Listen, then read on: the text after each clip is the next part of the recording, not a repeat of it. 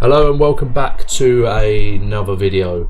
The video that I'm doing for you today is basically an assessment of the research I did for Horizon Scanning, which is looking to see what's going to be happening over the next 10 years and seeing how it can direct a company's policies and how it can influence them to decision making and stuff like that. What it'll be focusing on is environmental ideals as well as general cultural and social events that are going to occur during this next 10 years, and 10 years being from 2021. Okay, so with that, let's get started. Okay, so speaking of environmentals, we're going to be doing about climate control as the first one in general and the overall changes. First is that energy will be moving more and more to green and becoming more localized, democratized and affordable. It's green energy becoming more affordable, not energy as a whole becoming more affordable. The changes in transport, increased automation and decarbonisation, linking to the last point about green energy being moved there. The idea also about cars becoming more automated, so like Tesla cars that can tell where other cars are on the road, where other pedestrians are, and self-driving essentially is where we're going to be ending up at some point, and we'll be looking at more in detail later. And the whole idea of carbon capture storage that may be familiar to you, where carbon is taken from the air and stored in the ground to kind of replace the process of the burning of the fossil fuels and releasing of carbon. Okay, and just to reiterate that this is mostly based on the UK from where I am and where I did my research. It will include loads of global events as well, and we'll be covering those later on in the video. But with that, the UK key demographic changes that I found through my research is a population will continue to grow, so that's no surprise there. Ethnic diversity will continue to rise, again, not particularly surprising, and the UK will get older on average, again, not particularly surprising, but the idea that the UK average age will get older, people will live longer, and therefore bring that age up, and people having less children, etc, etc. Obesity increasing and diets changing. So diets will be changing in the sense that there'll be more vegetarians, more vegans, and movements towards less meat-based diets, mostly due to environmental ideals. And the obesity increasing is just something that we've seen steadily happening over the last decade, even longer than that. So, and there'll also be a mental health and social care crisis, in the idea that more and more people are looking to mental health care and they can't receive it because of the increase in numbers and the lack of funding and various other factors that would cause that. Then looking at the UK economy as opposed to the social changes that I just described there. Some people will aim to get a stable economy that also values nature, such as an idea of carbon tax that Sweden introduced in the 1990s, forcing the movement away from fossil fuels, because the only way we're going to really move away from it if there's the economic push, the economic attraction to move away from fossil fuels. Vested interests aren't as eco-forward as we wish they were, as 6 out of the top 10 largest world companies are in oil and gas, and the other 2 are in transport. So 8 out of 10 there are all still to do with fossil fuels and the economy and stuff that quite heavily contribute to environmental degradation. Okay, and big word, Brexit. Not in the sense that it's a long word, but in the sense that, Brexit influenced economy will see growth limited and unemployment still increasing. A lot of the research I did here was based on ideas before the pandemic. I did try and then add in changes made from the pandemic, which would have only increased this further, such as in The Guardian, they stated that the UK job recovery will not fully recover from COVID until 2023. By 2030, the economy growth 55 million less than it would have been without Brexit for the UK. Essentially, Brexit has, in the short term at least, harmed the economy growth. Households will have less disposable income. That will especially occur with heavily taxed imported goods, and that's another big change that would occur to the economy due to Brexit. The currency will depreciate, although we can't predict how much by. There'll be also much more borrowing, likely from places like America, estimated to be at least 100 billion borrowing from the UK there. The poor and rich gap is due to expand over the next 10 years as well. The high income will rise 11 times quicker than the low incomes throughout the 2020s, and this was before COVID that statistic was stated, so I can only imagine it's gone up even higher since then. Going back to the eco movement mentioned earlier, this can be detrimental for the eco movement, as 80% of the damage caused to the environment comes from the top, I think 16%? Yeah, top 16%. Keeping that in mind, only 10% of 18,000 in the UK with wealth that can be valued between 10 million and 12 million give significantly to charity, according to Forbes. If you're interested in where that article is, or any of the articles that I mentioned throughout this, then do drop us a message and I'll be able to send them out to you. The manufacturing changing with increased automation. Going back to what I said about the cars, computers and AI are going to take over in the next 10 years essentially.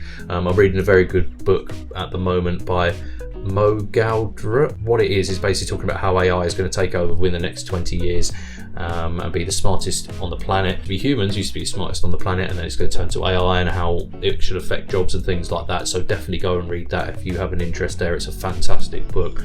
Looking at that here, it seems to echo exactly the sentiments said by Mo, that by 2030 robots and smart machines will have higher IQ than 99% of humans. By 2030 there'll be a massive surge in automated cars and decrease in car ownership overall. 3D printing, this is a massive change that will happen to manufacturing. 3D printing will increase hugely. That means that there'll be less need for global imports, so that'll be good when Brexit peaks in affecting our economy.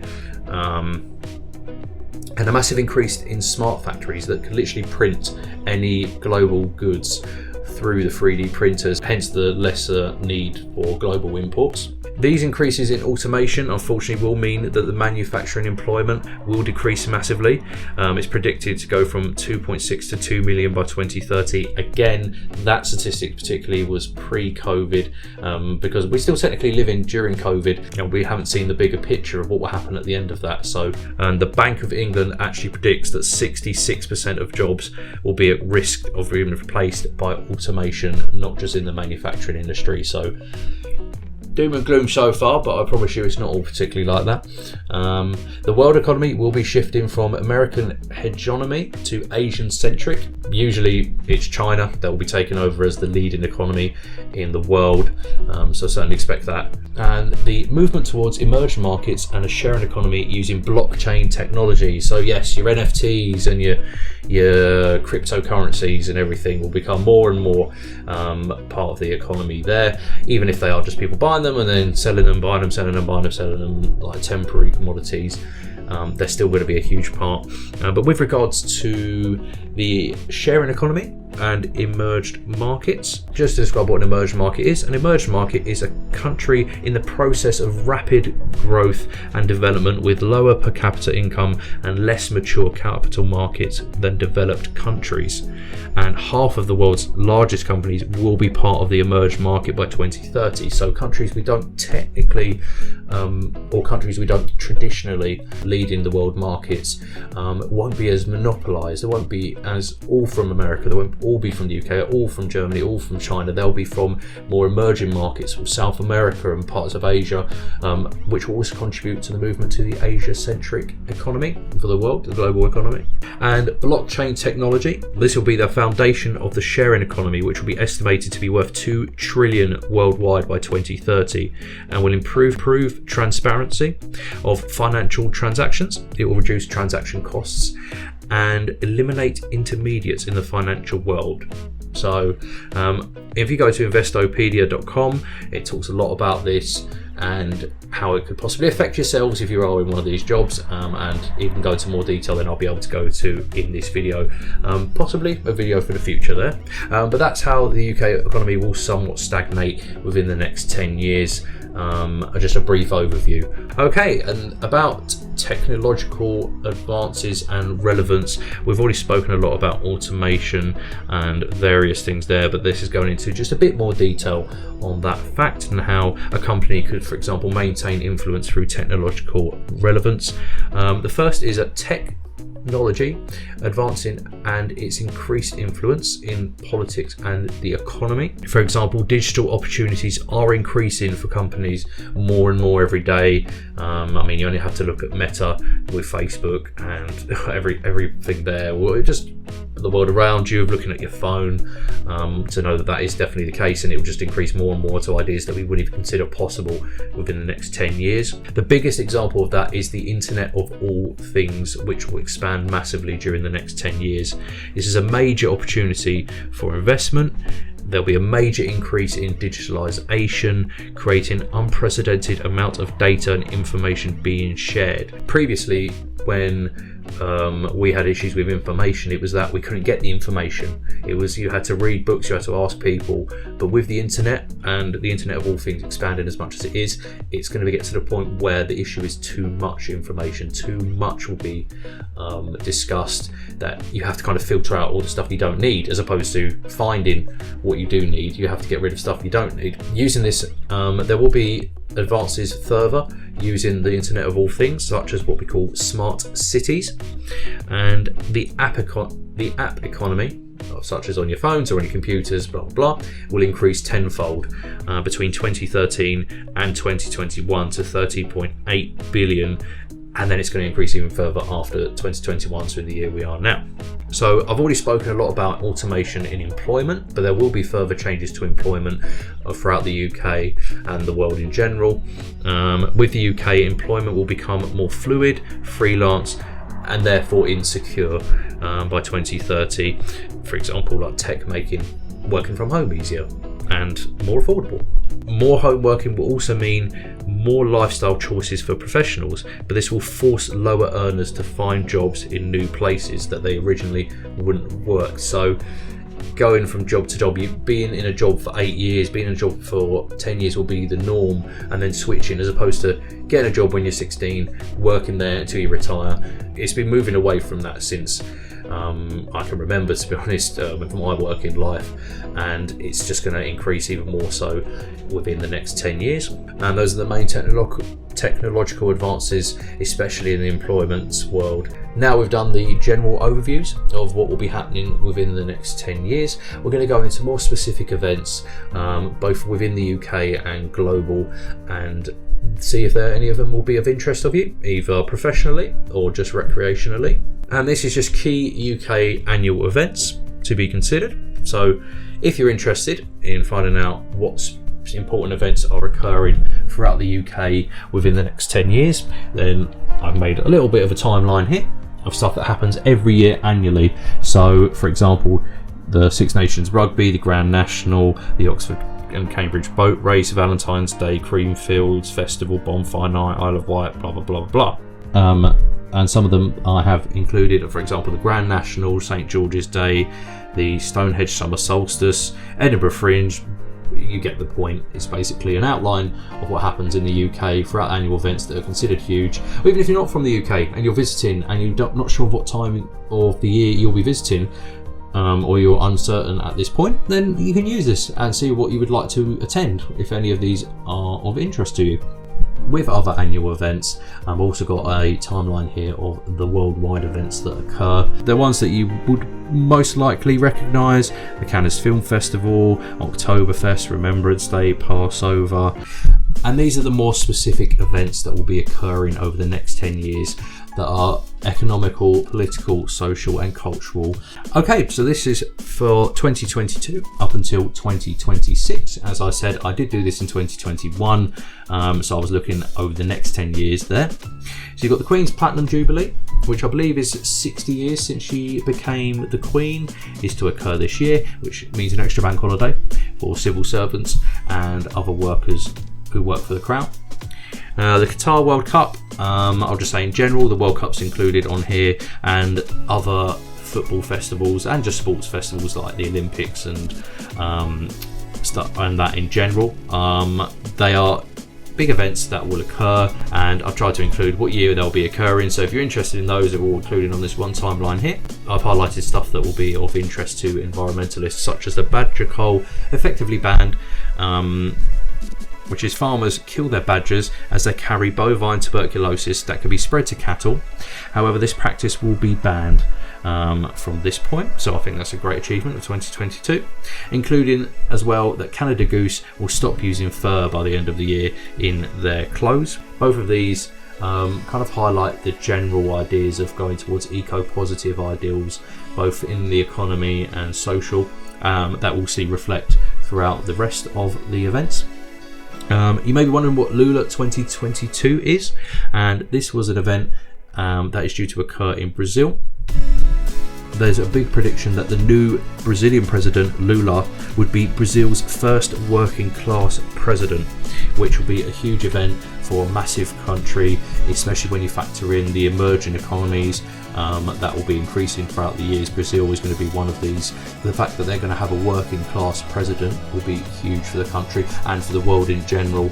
Obviously, if you think about the environment, you've got to think about the rainforests and how such a large percentage of the carbon that we take back in is through the rainforests, and the eco-diversity there is unmatched anywhere in the world, and having someone who is a working class may affect that in one way or the other. Unfortunately, the only highlight I've got for the economical for 2022 is that 150 million people will be living in extreme poverty. Not only is this due to the higher increasing not only will this be due to more people being in the world, and therefore a higher percentage will also increase for the people in poverty. It just highlights the world's going to be less disposable income, as people living on the breadline are going to unfortunately move underneath that worldwide and in the UK. 2023, the European Capital of Culture will be decided, and this will be decided between Belfast, Derry, Dundee, Milton Keynes, Leeds or Nottingham to join Liverpool and Glasgow with the title, which will be big economic boosts to the area. For example, Liverpool saw an increase of 750 million for 170 million investment, which is brilliant. To again reiterate the incline towards eco-positive economy and ideals, Oatly are going to open the largest oat milk factory in East Anglia, so Mayans. The halogen light bulbs will also be banned within the UK. A lot of them have been moved away from that for years anyway, or the general movement away, but then they'll now be banned. You can't have them at all. The new UK constituency boundaries will be decided, so that's a huge political move where whoever's in charge at the time will likely move them into their favour. So, for example, if a certain part of your constituency votes Labour, Conservatives might move that out of a constituency that's between the two, or more likely to flip and make it just Conservative and put the Labour in a more definite Labour position there to help win elections. If you know about our political system, you know that will be very effective. Sturgeon demands Scottish independence referendum to happen by 2023. However, even if they do decide to be independent, we will not see that. I mean, look how long it took for Brexit. It's still going to take a few years. The corporation tax will rise from 19% to 25%. Just a big rise, I think, on tax to be considered there. 2024. Without looking at the sports events necessarily that I mentioned previously, the Moon Mission and Mars City. These are huge parts of what I see as the second space race to be occurring with over the next 10 years. For example, with the Moon Mission, NASA planning to land on Moon again in 2024 with 3 private contracts with Boeing, SpaceX and Jeff Bezos as well. This will be a big societal event in England. Elon Musk states that space colony missions will start in 2024 with the first human travellers to depart in this year of 2024. It's insane, and we'll continue to talk about that later on as well, but there will be, I think, a big focus on another space race, and we already saw that with Jeff Bezos going into space, and how it's going to become a lot easier for people who aren't astronauts essentially to go to space. Political 2024, US general election and the Russian general election, where Putin is supposed to be leaving. He's supposed to give up his position there, and coal should be phased out of the UK by 2024 as well. The national living wage will reach £10.50 per hour, so this could mean more disposable income. That when you look to the fact that people will just have less disposable income in general, and this is another thing we'll see the further we go in these big events. It's not huge. I mean, it will be to some people. I completely understand. Even for myself, also on minimum wage, that £10.50, you know, it's an increase. It's an increase, but is it enough? So 2025, to pick some out here, you've got the digitalisation of the immigration system. So the new digital system will be in place that will show how many people enter and leave the UK, and this also highlights the increased control on immigration that we'll see due to stuff like Brexit in the UK, and I think this is also echoed further abroad, especially from previous top markets in the world. There's a promised gigabyte broadband in every home. This is brought down from a previous promise by Boris Johnson, shock, that full fibre will be in every home. Big economic boost, but still interesting that every house will apparently have gigabytes. Again, moving towards the Internet of all things and further digitalisation. Sorry, the camera has stopped recording there. I've been recording for so long. But now we're on to airships. There will be airships short-haul routes hoping to start. Basically airships that will be flying between cities in Europe to stop as many flights from occurring. Again, eco-positive, but also financial interest there. For example, Liverpool to Belfast, Barcelona to Palma de Mallorca, and they hope to start serving from 2025. They can cut emissions by 90%, I believe, and it's just something that I would have never considered until I saw the article in The Guardian that talks about it, and it's something I'm very excited for and I'd love to go on one. However, I imagine they'll be very expensive when they first start. By 2025, electric cars should be as cheap as petrol cars. Does that mean electric cars are going to become cheaper, or does that mean petrol cars are going to be taxed so highly that they'll become as expensive? The language suggests that the electric cars should be as cheap as petrol cars, suggests the former, but it'll be a lot of investment in the industry and something to be of interest there. 1 in 6 UK adults to be in the higher tax band. 1 in 6 will pay 40% income tax by 2025, as this has risen 2.5 times between 1990 and 2025, although this does not state whether this will be due to a higher income increasing or the bar being lowered. More likely the bar being lowered, more people pay tax, especially with COVID. I think we'll all be paying a lot more tax than we thought we were over the next 10 years. And that again was a stat that was coming about before COVID really has shown how it's going to affect the economy fully. 2026, the population is due to rise to 69.2 million. There's going to be a solar eclipse, so that'll be interesting, on the 12th of August. UK will also launch a new nuclear plant. This is called Hinkley Point C, which EDF stated there was a delay caused to COVID. It should have been out, I think, a few years before, but it will be finally arriving in 2026. This will be the end of the transition period for the EU to UK fishing fleets, and here it's 20% of EU boats fishing rights in UK waters will be transferred to the UK fishing fleet over a transition period lasting up to June 30th, 2026.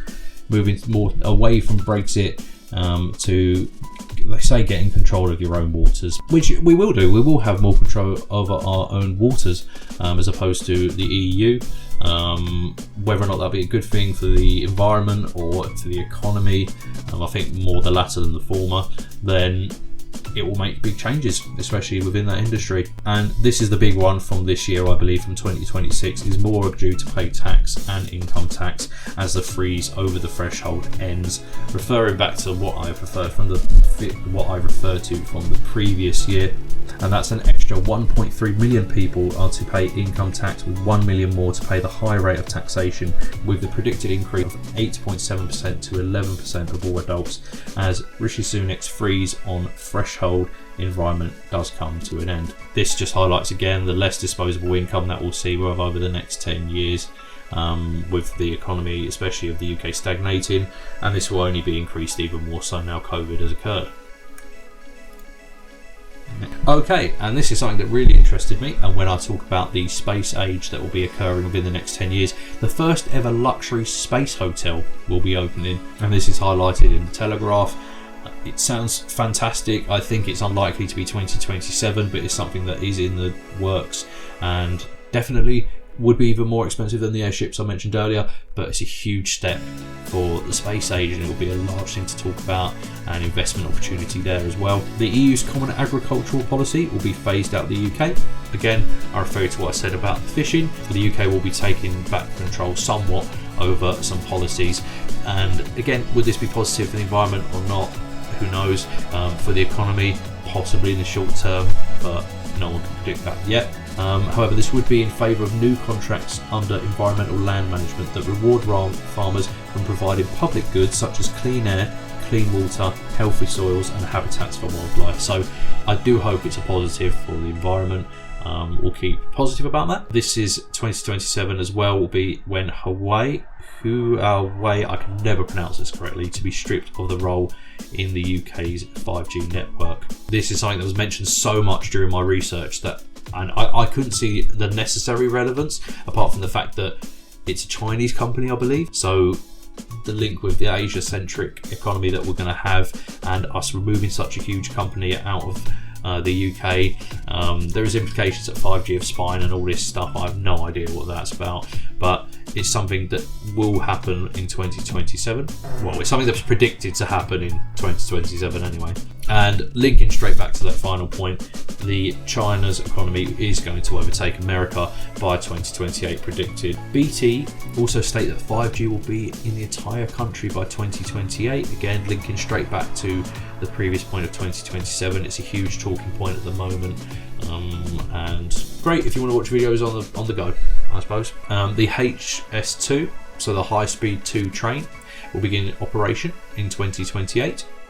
And 2028 there will also be a 1.6 billion subsidy to farmers for owning and renting land. That will be phased out. Will UK farmers be able to deal with this economic stress that they're no longer going to have these subsidies to focus on eco ideas as opposed to making as much money as they can? Because they've lost such a significant part of their income through this subsidy, are they going to focus on eco ideas or more towards making money, especially if this is your livelihood? The state pension age, sorry to report, will rise to 67, and access to private pension will go from 55 to 57. In 2030, there's this wobbling moon, which is probably going to cause worldwide flooding because it will affect the gravitational pull of the Earth. Very interesting. If you're interested in stuff like that, definitely look up more about it, especially if you live in certain areas. And by 2030, I put Boris promises to have all homes powered by offshore wind by 2030. Unlikely, because it would require almost a £50 billion investment. But again, moving towards more eco ideals, so that's good. New petrol and diesel vehicles will be completely banned from sale, so this is where that movement to electric cars will go completely. So enjoy, buy new petrol cars while you can. They're eventually going to go, and be replaced with electric vehicles. So okay, that is all my somewhat main takeaways. I'll just sum them up quickly as well. So the whole idea of eco-friendly consumerism is rising to the movement to eco. There's movement towards positive eco trends in the economy as well as social and political, which reflect each other. There'll be unfortunately less disposable income for people in the lower to middle classes, and there's going to be the rise of the automation, Internet of all things that we discussed earlier. A lot to be excited about, but a lot to also be concerned about over the next 10 years. So I hope it hasn't put you off and everything's not all doom and gloom for you. I did really enjoy it working on this project. I'm very interested in horizon scanning and seeing what's going to occur over the next 10 years and predictions for those, especially when looking at environmental ideas, which you would have noticed through my research there, especially looking at the economy and trying to see what will happen. Will it happen? We don't know. If there were any predictions, they're basically educated guesses, but over the next 10 years I suppose we'll see. But apart from that, thank you for watching the video. I hope you enjoyed watching it as much as I did working on it. Take care. Thank you.